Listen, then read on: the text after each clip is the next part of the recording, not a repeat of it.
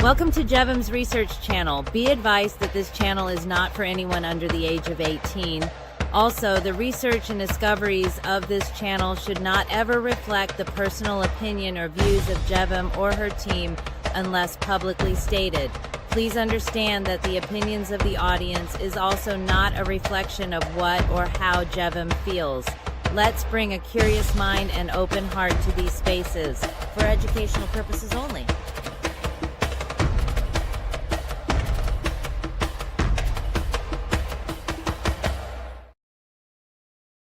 Hello, everybody.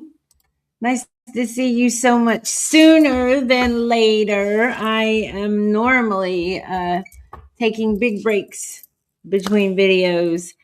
And with that being said, I definitely am excited about bringing you this find of mine, which tells the truth of the real Baphomet. Hello, EDM. Good to see you. So the truth of the real Baphomet is it is an ancient Greek festival and holiday, okay? Where they got the name, how you all know how names can be switched up and changed, even just a little bit. A little bit, you can call it bastardized or whatever you will. But truth remains that I'm going to show proof cause as to where this name came from. All right. And we're going to go back into Themis by Jane Harrison. I absolutely am getting really good at doing a lot of remote viewing into the past and bringing it into the future and seeing how it all connects together. So before I do, let's see. I thought about making a cup of tea, but I didn't. And yes, there's a new banner. Apologies for mispronouncing words. Jevam has this. Yes, I have dyslexia, but I also do not read the Greek or the Latin or the really tiny fine print. I don't read that either at all. So let's see. I'm going to do a screen share. And I wanted to share this video, and it's titled, the Templars believe Yahweh, was not the true God. This is why they were suppressed. So the Templars are sounding more Gnostic. Okay, did I pull it up for you? Hold on, let me make sure I get it up there. Hello, Susan. Good to see you. Hello. Nice to see you. So we're going to go look at this channel for just a minute, and then we're going to get into the text. The Templars believed that Yahweh was not the true God. Okay. The idea that the Knights Templar were a satanic cult worshiping Baphomet was not a discovery. It was a fabrication. Tim traces it directly to its source, the Roman Catholic Church, which in 1307 accused the order of heresy and manufactured a series of charges designed to justify the suppression and destroy the Templar reputation permanently. The Baphomet accusation was propaganda deployed by the institution that stood the loss of the most from what the Templars actually believed.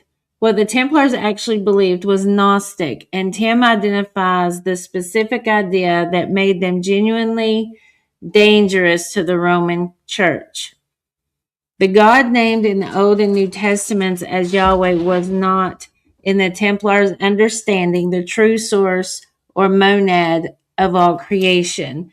Yahweh was an extension of that consciousness, one that had gone wrong and had come to believe itself to be the only God. That distinction between the true source and a lesser mistaken divine authority is the core of Gnostic theology. There's a lot to read. No, just a little bit more. And it is an idea that strikes at the very foundation of the institutional church's claim to represent the one true God. Tim argues that the belief, more than anything else, is the real reason the Templars had to be destroyed. Okay, let's get into the video. Hold on, I'm going to reload it. Let's reload. Some people believe that the Templar Order was some sort of a satanic cult that worshipped Baphomet, which was an idea that was propagated by the Roman Church. When the Roman Church suppressed it in 1307, they accused the Templar Order of all kinds of heretical ideas, including this idea that the Templar Order worshipped this secret Baphomet, and that it was a secret satanic tradition. The Templar Order was in no way satanic. Being Gnostic, it did have different ideas about doctrine. One of the dangerous ideas that the Templar Order believed is that the God mentioned in the New Testament or the Old Testament as Yahweh, it wasn't the true source or monad, but was rather an extension of that consciousness that had gone wrong and had believed itself to be the only God. Some people believe that. Okay, now I believe he says that he is a Templar, so that would be very interesting to be able to talk to him to see what he thinks about what Jane Harrison has to say in Themis about Baphomet. Can you read card, please? Yes, if you want to stick around till after I get through with this chapter's reading, I would gladly give you a reading, or you can come back, keep checking back for a reading. Where am I from? I'm in Tennessee. All right, so look what I got. This is the Themis, and I'm reading from archive.org, y'all.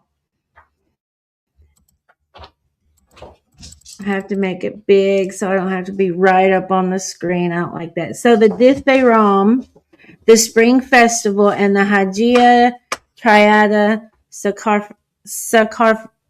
sarcophagos, like sarcophagi, but sarcophagos. All right, we have some Greek and we have some Latin. The painted stone sarcophagus, which forms in the sense of text of the present chapter, is now in the Museum of Chandia, but it was found in 1903, not at Knossos,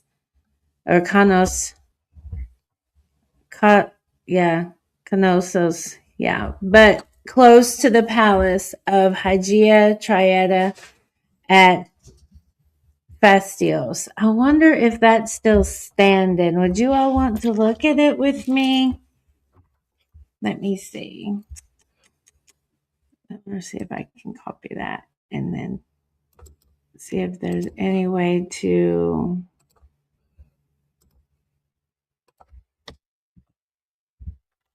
Oh my goodness, it's still standing, y'all. Y'all want to see pretty pictures? Wow.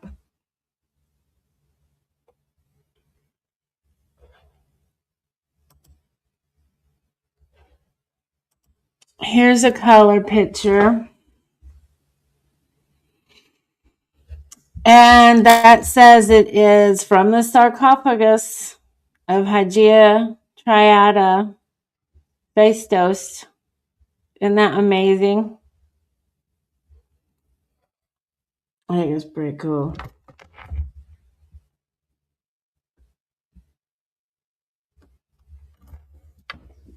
Let's see if there's any more. Can you all still see it? Let's see. Let's make sure you can see it.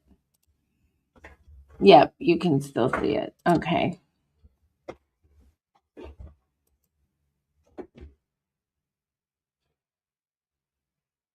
So this is Minoan. This is ancient, y'all. Ancient.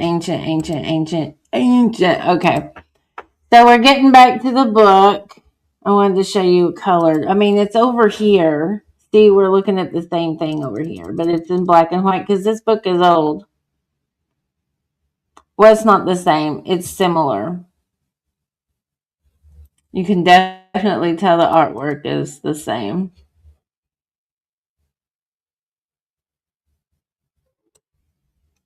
Okay, back on topic. Okay. That's on the southern coast of Crete. Immediately on its discovery, its great importance was recognized. And as there was fear of these frescoes fading, it was promptly carried on the shoulders of men, a 3 days journey across the island to the Museum of Candia. My cats are going nuts right now. You're probably going to hear a lot of ruckus. Okay, where it could be safely housed. The tomb in which the sarcophagus was found is of a type familiar in Lycia, but not in Crete. It consists of a walled square chamber with a door at the northwest corner, somewhat after the fashion of the Harpy tomb now in the British Museum. Y'all want to try to find the Harpy tomb? Yes, Kitty?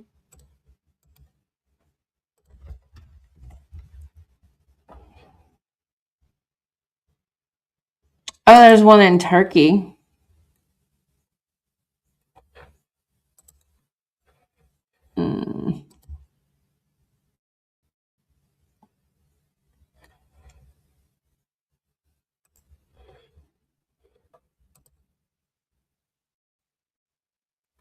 I have to wonder about these chimeras, really, and their purpose. That's so friggin' cool, y'all. That's so cool. Okay, let's go back. Shoot. Okay. This analogy is not without its importance, as the scenes represent, if we are rightly interpret them, embody conceptions familiar in Asia Minor. Inside the tomb enclosure were found 2 sarcophagi, the large painted stone sarcophagus now before us, and a smaller one in terracotta. The discoverer, Dr. Holber, dates the tomb and its contents from 1500 to 1300 BC. So this is ancient. Hello, yes, my name is Jevam. Yeah. My name is Jevam. That's my name.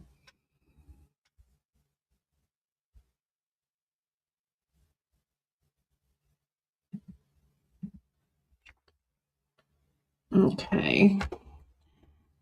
We begin with the principal scenes depicted on the 2 long sides of the sarcophagus. The first with the scene in figure 30. In the center we have the sacrifice of the bull of the kind which large carved horns, once common in the Aegean, now extinct.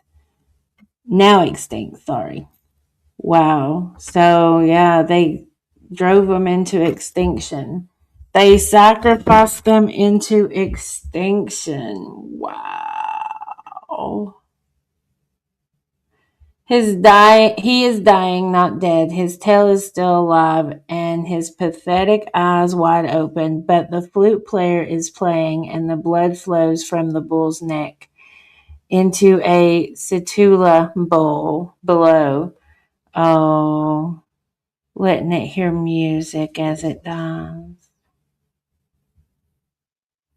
2 Cretan goats with twisted horns lie beneath the sacrificial table on which the bull is bound. So these things, the bull and the goat, apparently are, sisters in the sacrifice, it looks like. They will come next. Yeah. The precision of 5 women comes up to the table with foremost places. The foremost places her hands on or towards the bull as though she would be in touch with him and his manna. She will consecrate, I think, not him, but herself. Put herself in touch with his great life, which ebbs with the flowing blood. So she's baptizing herself. She's blessing herself with his blood flow. Why does he die? In the light of the last chapter, we might safely assume that he died because his sacrificers desired his manna. But on the sarcophagus, we have no communal feast, nor is there present the figure of any Olympian to receive the bull's blood as a gift offering. That makes me think about those big sarcophagi that they found, those big bull or the big cow sarcophagi in Egypt. Yeah. How then is it to be made effectively? A clue will be found in the scene immediately to the right of the bull, a scene not a little surprising. But before we pass to this scene, some details of the bull sacrifice must be noted. After what has been said about sacrifice, we understand the pathetic figure of the slain bull huddled up with sad, despairing face. Very literally, he dies for the people, that they may have new life, new manna, his life and his lifeblood. So it's like through his essence, through, the nutrition of him dying and them taking in. We are reminded of the scene in the Odyssey where the heifer is sacrificed to Athena. Then straightway Nestor's son stood near and struck the tendons of the neck. The axe cut through and loosed the heifer's might. And as the life is let loose, the women raised their cry of apotropic limitation there. I don't know that word. Need to copy it and see if I can see what that word is. They're crying out. They probably loved it, nourished it, worshipped it.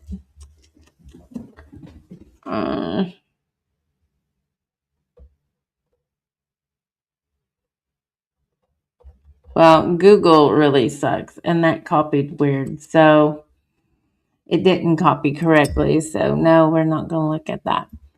It is a moment of high tension, for the life with all its might and sanctity is aboard.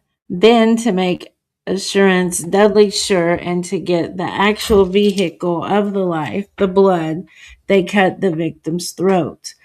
The black blood gushed, the life had left the bones, and that gives us reference down here. Yeah. In Odyssey, here undoubtedly this Greek means that the strength of the heifer collapsed. She fell in a heap on the ground. But the idea was originally that something holy and perilous escaped. This is clear from the instant raising of the.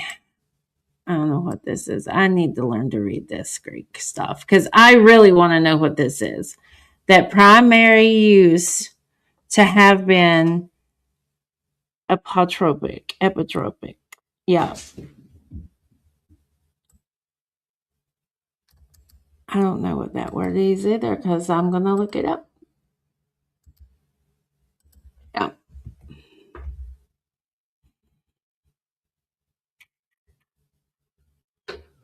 It's called, it's a form of magic to ward off or protect or protect magic is a type of magic intended to turn away from harm or evil influences, as in deflecting misfortune or averting the evil eye. Cool.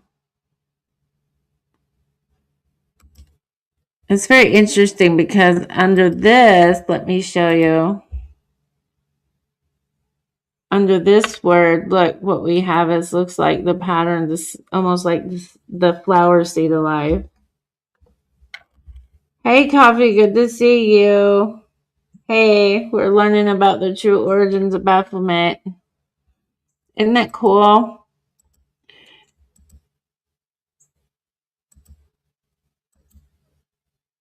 Yeah.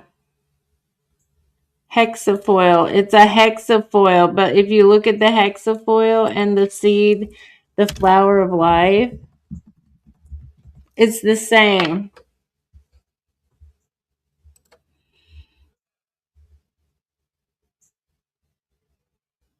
Oh, I need the seed of life, not the flowers. The flower is multiple. Hold on. The seed of life. There we go. Okay, so looky here. Okay, wait. This is the germ of life right here. Seed of life, okay, and then flower of life. But look, it's the same as the hexafoil just about. There's 6 petals here, and the hexafoil has got 6. Yeah, it's the same. It's raining info, hallelujah. It's raining info, hallelujah. I like this business.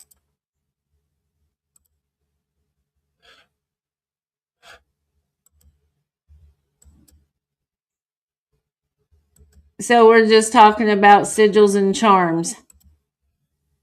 Sigils and charms to ward off evil. Now, evil to me would be the parasites that come along with eating meat.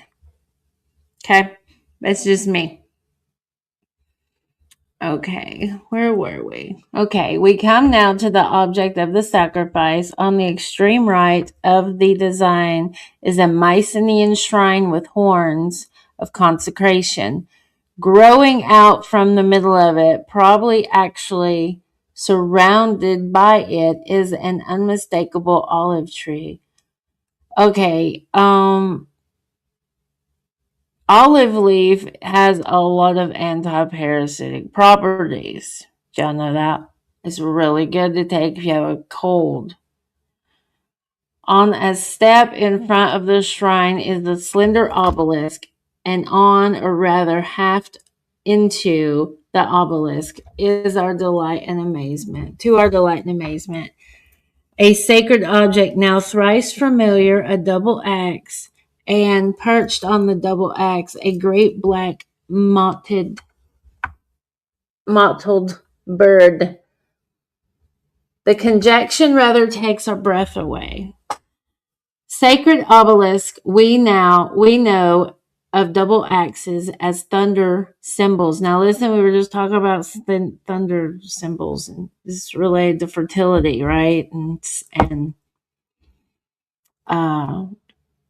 orgasms. We have lately heard, perhaps enough. Birds are the familiar attributes of many an Olympian.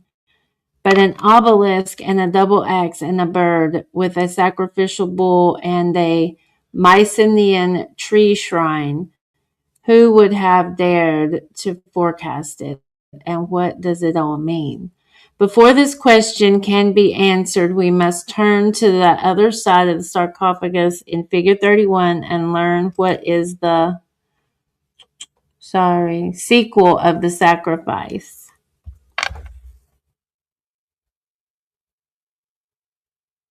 Hello, who is this trick or treat person? Oh my goodness. It's a Jivim. It's Jivim. Jevim. Sorry, I was spelling the name. Jevim. There you go. Okay. There is, as said before, no hint of a sacrificial banquet, but there are other means to connect of sacramental communion besides eating and drinking. The blood of the bull is not drunk by the worshippers. It's not. No. Okay. It is brought and poured. The liquid is read by a woman dressed in sacramental regiment from the situla into a great two-handled crater which stands between two obelisks, again surmounted by double axe and bird. So interesting. So they're given a portion to the divine. The woman celibate is followed by another woman bearing two situlae on the pole over her shoulders, and by a man playing on the lyre. At this point, the scene clearly ends. The next figure, carrying a calf, turns his back and walks in the contrary direction. The distinction between the two scenes is, in the original, made clear by the differing colors and the background. So we have a quick note. Let's see. The sacrifice of the scene to the right will be considered later. Okay. Where was I? Okay. As to the double cultious object, the 2 points must be carefully noted. The two sets of double axes, or rather double axes, are not quite the same. Wow, so there's like meaning between two of them. The one to the right is decorated with cross stripes. That to the left is plain. The double axe on the red obelisk on the other side of the sarcophagus was similar cross markings. Further, the obelisk to the right is considerably taller than the obelisk on the left. That's interesting because that goes back into goddess worship and cannabis, hashish on the shorter right, and frankincense, incense being on the taller left that you went in and you fumigated yourself with. Okay, where was I? This is, I think, intentional, not due to either ascendant or perspective, but to the fact that they stand for masculine feminine potencies. The most surprising and significant difference in the cultist objects of the two sides yet remains. That's beautiful that they still did the balance, the bringing in of the energy and the balance between the pillars of mercy and severity on the Kabbalistic tree of life. Yeah, I see it now. See it now. Yeah. Okay. The most surprising significant difference. Okay, I already read that. Okay, the obelisk in figure 30 is merely an obelisk painted red, and the two obelisks in figure 31 are bargaining out into leaves, and they are painted green. They are trees alive and blossoming. That is so freaking cool. I'm burning into, okay. Yeah, there you go. I'm every woman, right? Yeah, okay.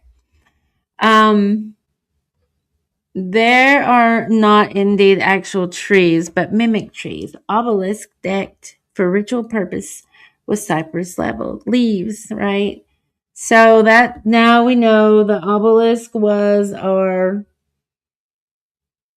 representation of trees and stature and energy life force, like the Djet pillar being the spinal column. Okay. The blood of the bull is brought to the two obelisks. It is abundantly clear that we have no gift offering to a divinity. Wow. Birds and thunder axes and trees have no normal natural use for warm blood. Well, that's true. The blood, the manna, must be brought with magical intent. Connected contact shit is to be effected between the unseen mystical manna of the bull and the manna of the tree.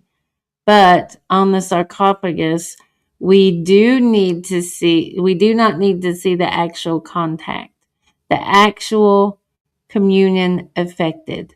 The priestess does not apply the blood, does not asparage the obelisk. So asparage would be like, would take a sprig and dip it in the blood and then sling it on there. Asparage, okay. The evidence of the sarcophagus can here be supplemented by the other sacrifices in which bulls and trees and tree posts are involved. In the island of the Atlantis Plato, let's go down here where we got, here's our credit. I don't know who that is. Okay. Plato describes as strange bull sacrifice, evidently founded on some actual primitive ritual. So these types of sacrifices go back a long way. But this does stay book away. What show Bob and Bojinda? You don't like old books? I love old books. I love old books, and cannot lie. No. The essential feature of this sacrifice was the actual contact of victim's blood with a pillar or post on which laws were engraved. Here we have direct contact with the object to be sacrificed. No altar or even table intervenes. It is sacrifice, i.e., magical contact in its most primitive form. Critias, in his, I hope it's Critias, maybe it's Critias, in his description of the sunk island, says that in the center of it was a sanctuary to Poseidon, within which certain sacred bulls ranged freely. Poseidon, it may be noted in passing, is one of the gods who grew out of a bull. Oh Lord, here we go. It's some more Mithraic, like coming out of the bull and bull slaying, and this is so crazy. I feel like the heifer, the bull, is like a representation of the divine feminine. If you go back and you look at Hathor of ancient Egypt, you know, the goddess of love. Yeah. It's very interesting to me. Poseidon, it may be noted in passing, is one of the gods who grew of a bull. Okay, his wine bearers at Ephesus, were bulls. The wine bearers are bulls? Okay, that's got to be code. This just got to be code. Because Ephesus were bulls, his wine carriers at Ephesus. And that's all in Greek down there, so I don't know. I need to read it. And in answer to the imprecation of Theseus as a bull, he appears out of his own flood to wreck the chariot of Hippolytus. Let's see, that's in Greek too. It is to the Cretan Poseidon, not to Zeus, that Minos promised the sacrifice of his finest bull. Yeah. I think bulls are code for women. In the sanctuary of Poseidon was a column of orichalcum on which were inscribed the injunctions of Poseidon. I'm going to look up this word. Is this a certain type of stone? I don't know.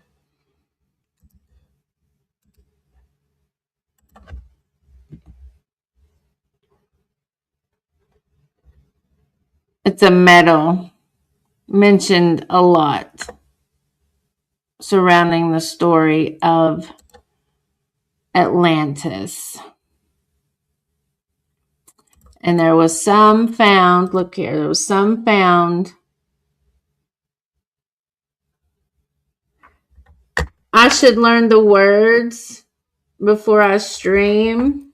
I don't care to learn to know. No, I'm not going to try to learn. I know English, all right? And I have dyslexia, so I'm reading English. And trying to keep people dumbed down or quiet or not stream because they don't know the Greek is a form of bullying.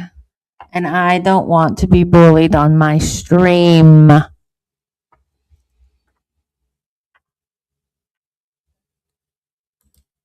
I understand the cult has me super popular right now. I'm a hot name going around. But if you're only here to bully, you can leave or get banned.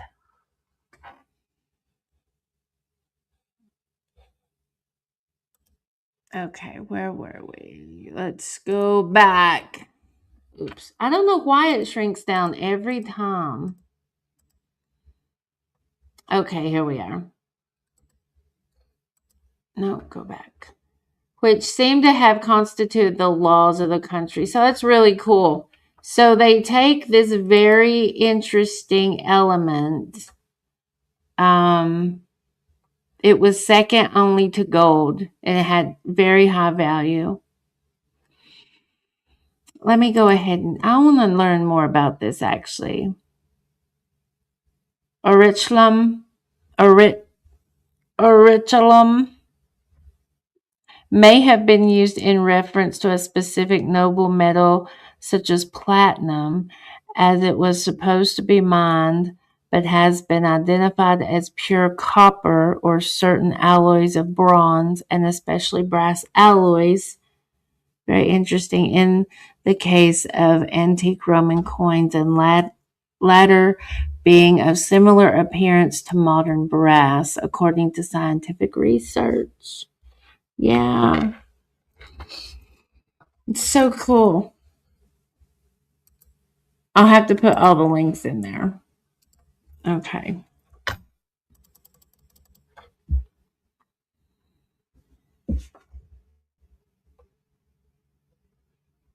Let's see, where was I?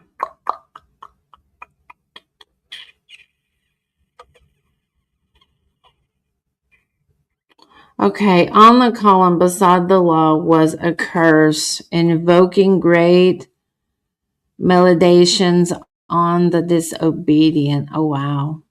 So this is how they brainwash people and conformed them into acting right.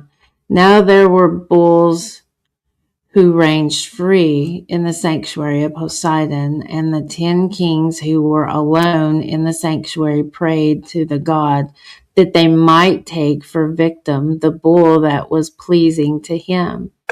And they hunted the bull without iron, with staves or snares. The bull, to be noted, is free because divine. Oh, crap.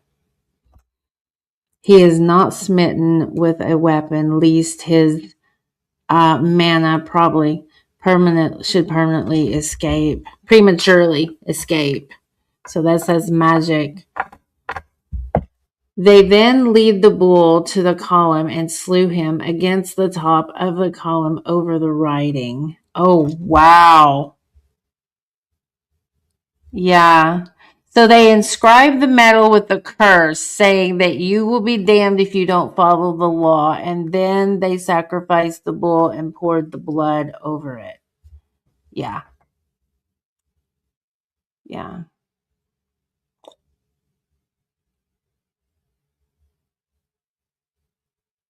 The whole strength and mana of the bull is thus actually applied to, tied up with, the obokoi, maybe. I don't know.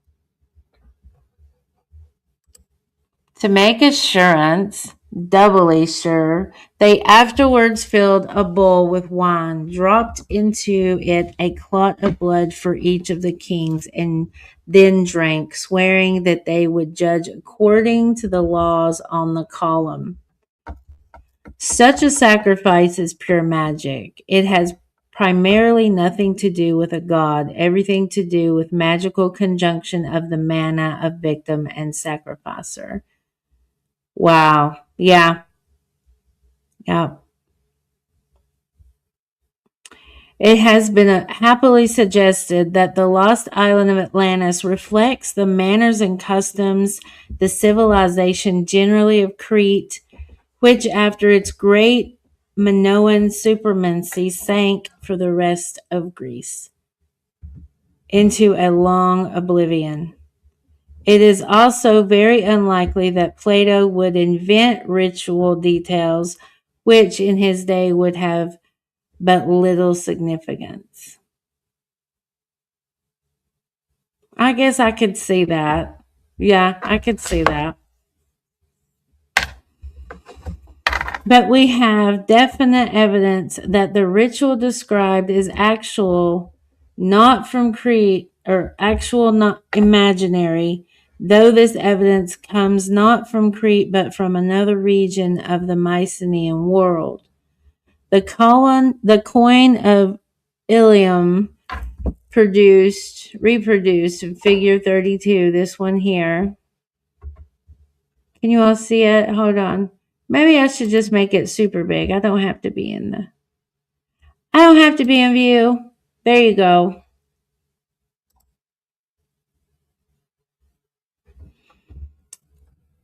All right. I have too many columns up. I was looking to see the live.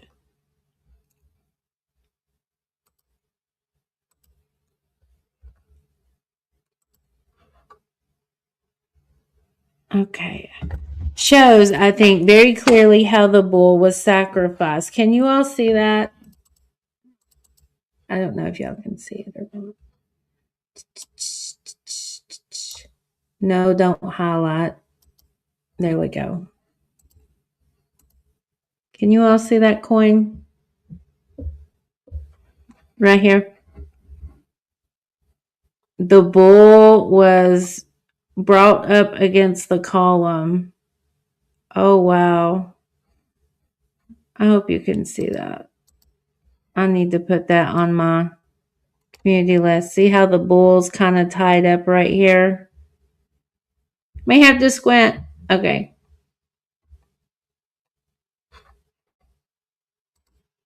Okay. The human-shaped goddess, Athena Elias, is there with her fillet-twined spear and her owl. But to the right is an older sanctity, a pillar onto which is hung a bull. Yeah. He will be sacrificed, not on the pillar's top, which would be extremely awkward, but with his head and his throat to be cut against the top, alongside of it. Oh, wow. Down over it. Oh, wow. That makes me think, guys, look. The Djet pillar of Osiris. The Djet pillar of Osiris has marks on it, right? Cut marks on it right here. If you were to use a pillar to sacrifice anything and you were to cut it, then you would be like cutting down the tree as with the sacrifice, or cutting. Now look at this one. That's amazing. This is like bound here. Do you all see the connections?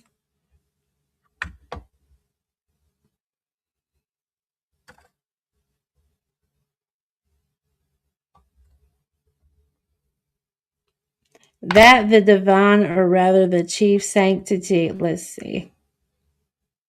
Throat against the top alongside. down over. Okay. That in the divine, or rather the chief sanctity of Illuium, which was a pillar, is clear, I think, from the representation of figure 33. The ox, or rather cow, is still free and stands before the goddess. She has human shape, but she is standing on the pillar she once was.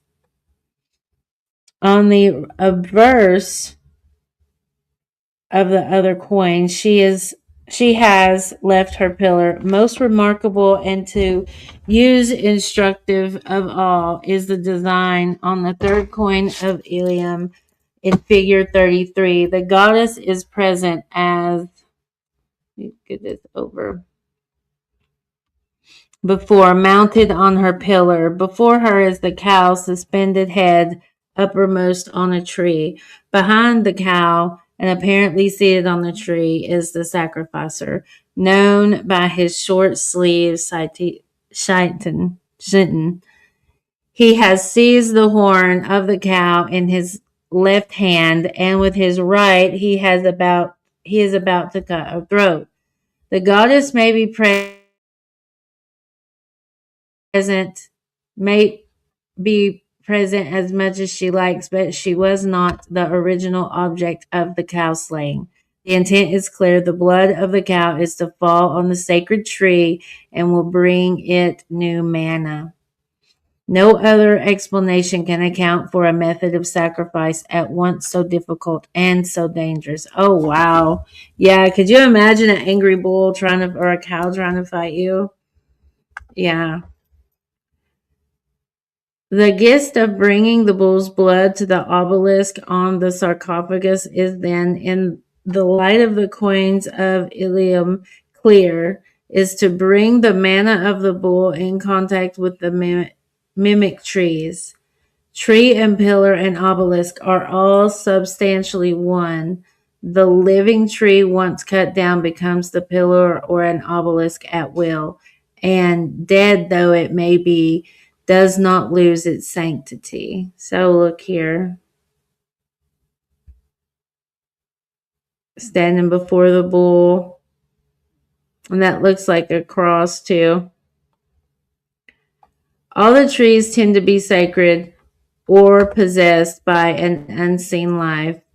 But above all, fruit trees are sacred. They are foci of eager, collective attention. They are foci, Mycenaean tree and pillar cult. Look here, Mycenaean trees and pillar cults, y'all. Go get invited, yeah. All right, here we go.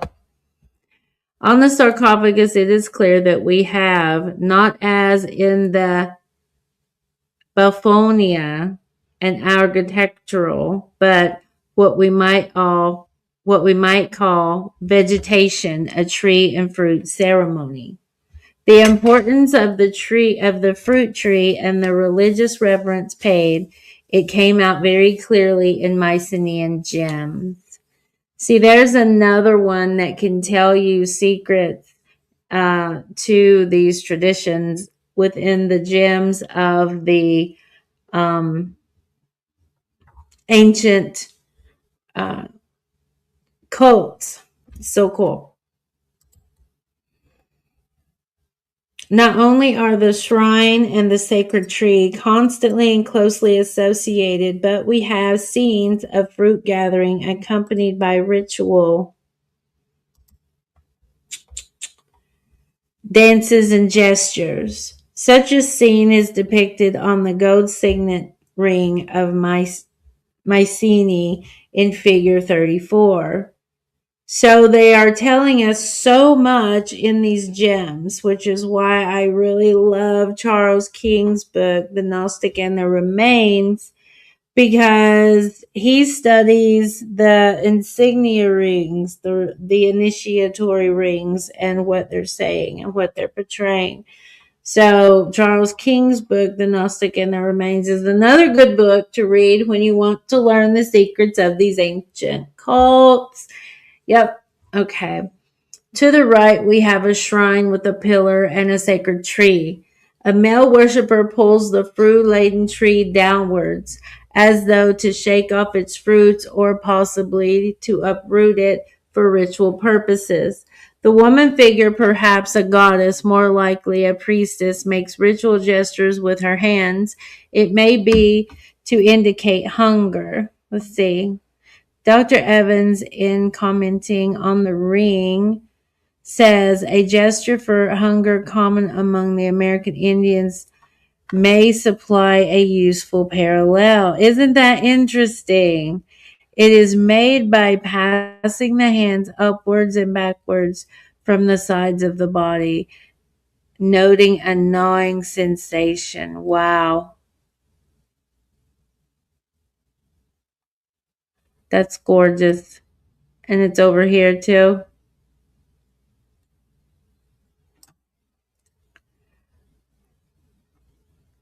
A second woman leans over.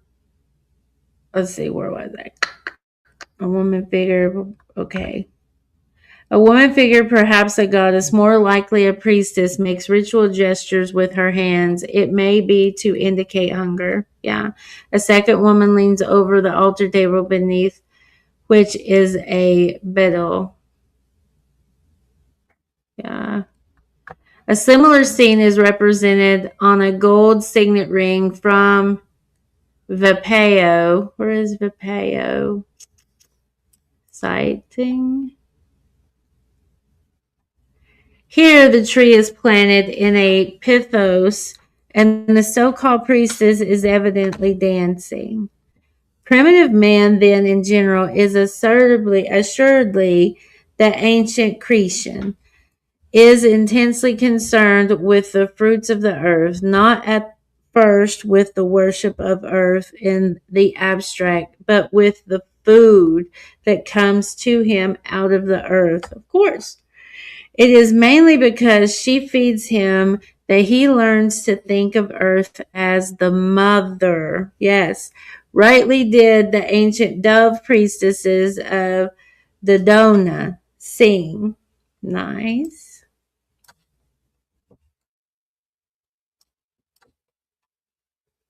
And of these fruits before cereals came in the settled agriculture, most conspicuous and arresting would be the fruits of the wild trees. The fruit-growing tree would be sacred, and its sanctity would quickly pass to other trees. There was the like sanctity, the like manna in all edible plants and roots, but the tree would stand foremost. Earth as the mother, because the fruit bearer is very clearly shown in figure 35, a design from the Hydra in the Museum of Constantinople. The scene is at Eleusis, marked by the presence of Triptomolus in his winged car. Right here. So Eleusis and the chariot and the wing that all go together and is marked for Eleusis. From the earth rises G. In her hand she bears a cornucopia full of fruits of the earth. From the cornucopia rises a child. Art could not speak more plainly. G is mother because fruit bearer. Earth then is fitly embodied by the primeval fruit bearer, the tree. Yeah. Earth sent up fruits, but not without help from heaven. In the scenes of fruit gathering, this is not forgotten. On the signet ring in figure 34, above the tree and the priestess, is a rather rudimentary indication of the sky, a dotted line and what is probably a crescent moon. If there's any doubt what is meant, we have only to turn to the gold signet ring from the Acropolis treasure of Mycenae in figure 36. 1. Here we have the earth goddess or her priestess under her great fruit-bearing tree. She holds poppies in her hand. Worshippers approach her bearing flowers and leaf sprays. Behind her, a woman gathers fruit, while above her is all the glory of Uranus, sun and moon and Milky Way, and down from the sky come the powers of the sky, the thunder in its double manifestation of shield demon and battle axe. Shield demon and battle axe. I love it. The earth is barren till the thunder and the rainstorm smite her in the springtime. Till in his epiphany of thunder and lightning, Cyranios comes to Sarunia, the sky god weds Simile, the earth, the bride of the bladed thunder.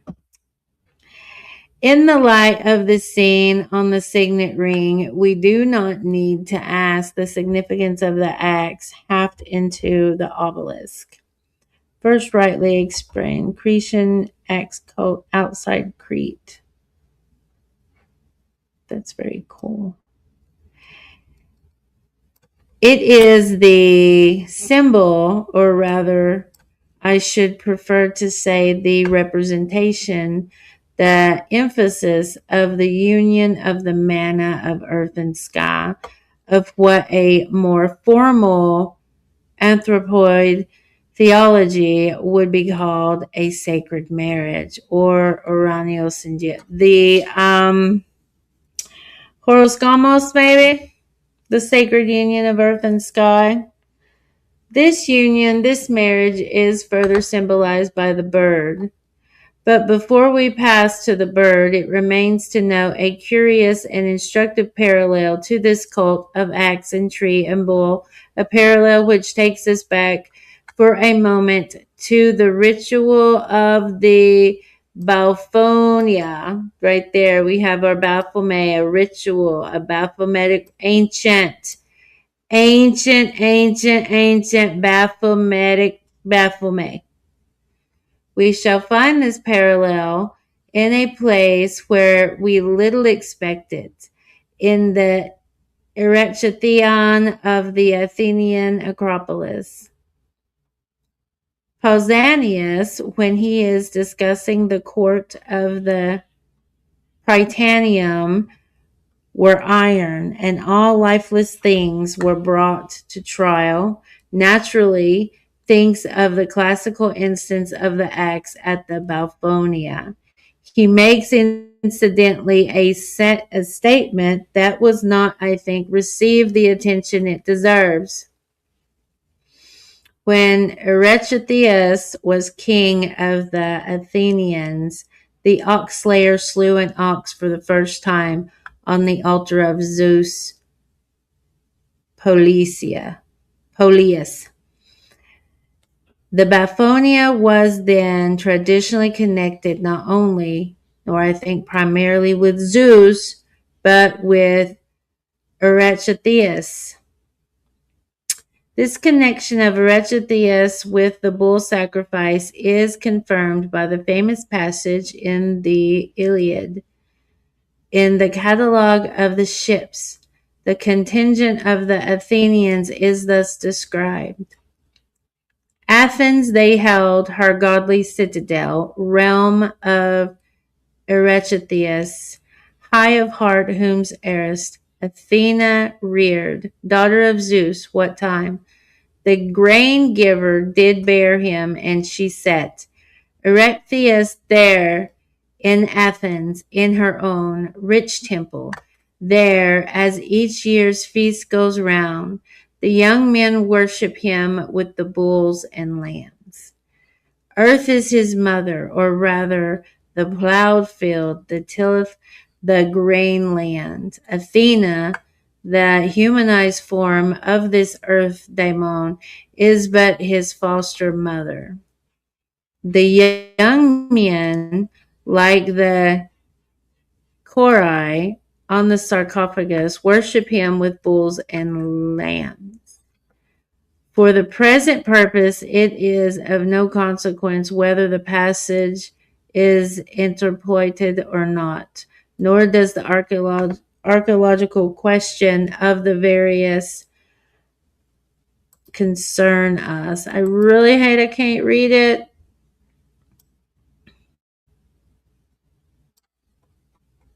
That's not going to stop me from reading the book. As each year's feast goes round, it is a yearly sacrifice, for Athenian. He, Erechitheus, is there.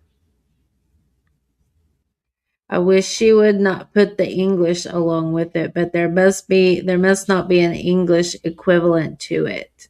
It's the only thing I can figure. All right, how long have I been going? Let's see. I've been going an hour.